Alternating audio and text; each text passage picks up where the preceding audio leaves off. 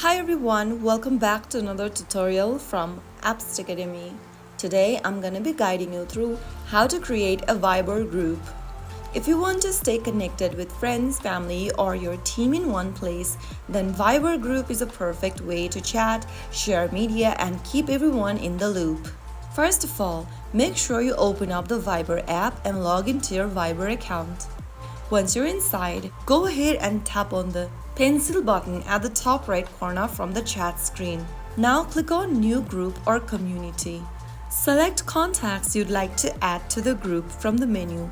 After choosing the contacts, you can tap on Next to the top right. You can go ahead and add up to 249 contacts in one group.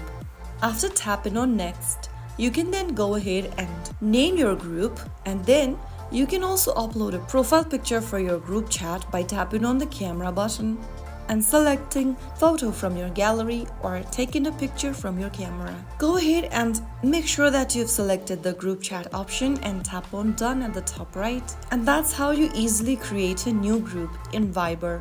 Your group is now live and ready to chat. Now you can send messages, share photos, voice notes, videos, and even make group calls all in one place.